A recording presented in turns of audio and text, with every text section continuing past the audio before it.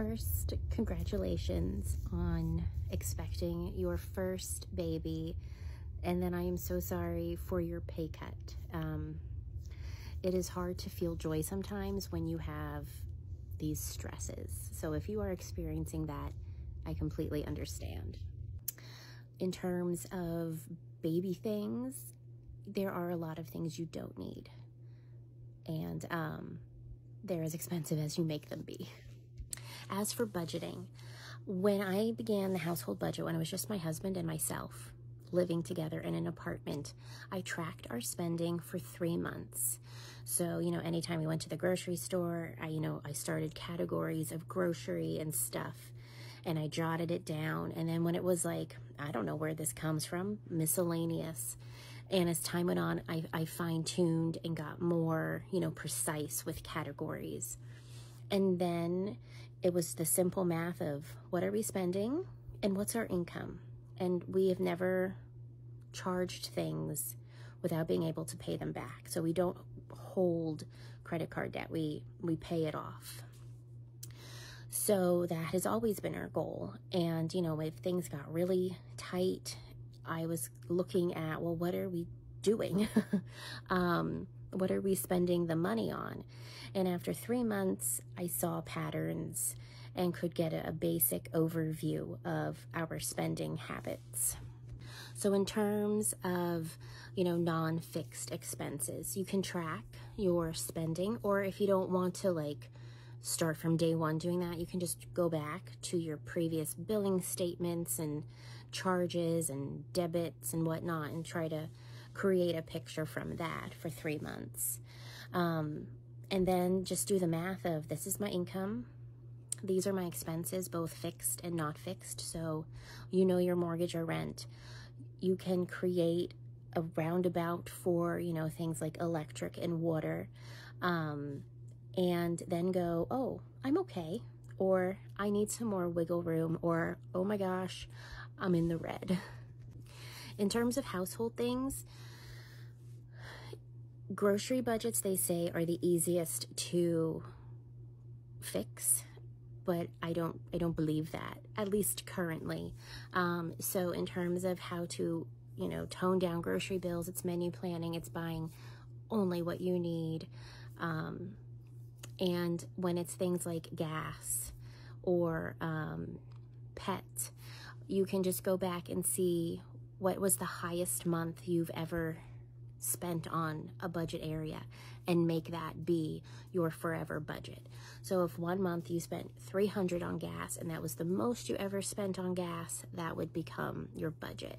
And then it's up to you what you do if you come under budget every month. Do you roll it into savings? Do you roll it into debt? I do that with electric.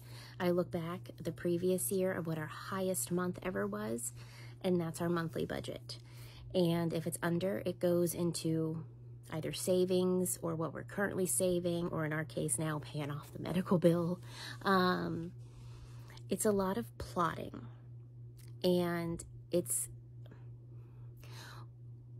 budgeting is not a one-size-fits-all, and what you consider a necessity might not be what I consider a necessity.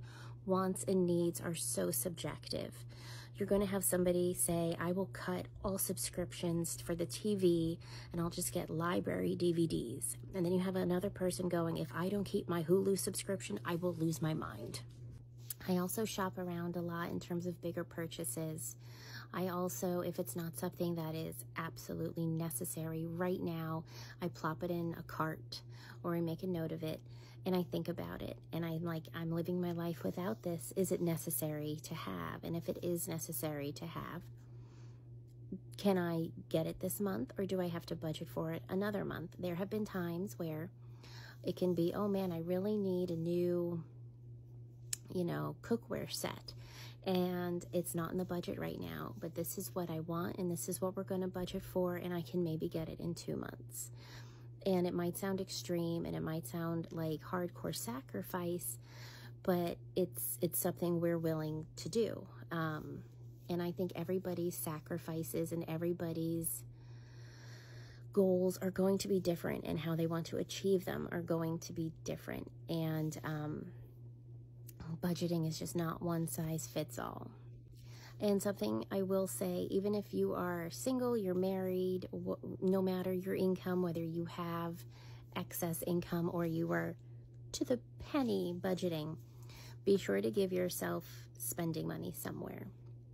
Don't lump your spending, your personal fun spending, into something of a category you've already created. When we first started budgeting, my husband and I got $5 a month, and it was kind of fun, you know, trying to figure out what we wanted to do with that $5. Would we pool it? Would we do this individually? Is it going to be, you know, a cup of coffee we really savor? And I look back at that fondly, actually, and you're going to laugh. Our personal spending money a month has not increased that much. We each get $20. But I can make that $20 stretch, and so can he. And sometimes less is more with things like that, at least for us. I know people who give themselves $100, $150 of personal spending a month. Whatever you can manage, be sure you give yourself something. And my last budgeting advice, I know this has kind of been all over the place. I should have taken time to make bullet points, but look into sinking funds. Those are yearly, you know, maybe twice a year or maybe every couple year things that you know that expense is going to happen, and you put money aside for it every month until it happens. So the example I always give is like car registration, whether you renew it yearly or every 2 years. We do every 2 years. I divide it by 24, 12, and every month in an envelope, you can do a virtual envelope in like your savings account, a physical one, whatever, floats your boat, but you put in an amount so that by the time it's due, you have the full amount. So, you know, if your car registration is $95 a year, you divide it by 12, and every month you put in that amount. If you don't want to deal with change, you can round up. But it is so freeing to know that come time for any type of expenditure that's going to be due, or you can know Christmas will be, you know, funded or whatever it is. It's so peaceful knowing it's going to be there and it's going to be ready for you. And oh, my pretzel's whining because she wants to go explore. Hang on. I personally find it's easier to put $2, $3, $5, $20 aside a month than it is to potentially find, oh, I need $90 this month. If you have enough excess money where you can just create a blanket like sinking fund, and every month you just pull what you need from it, you can do that too. But I think I have like 53 sink funds. I'm not gonna lie. But I love it, and if I can think of more, I do. I put down, my kids get Thanksgiving pajamas, like Christmas pajamas on Thanksgiving. I sink fund for it. I think it's like $50, but it's $50, and on a teacher's salary, $50 is a lot. But I sink fund for it, and come November, off I go to buy some pajamas, and I don't have to think about it. I don't have to wonder where it's coming from. I hope that's helpful. It doesn't have to be complicated. It doesn't have to be overwhelming. And yeah, if you have questions or you want some more precise answers, feel free to message me.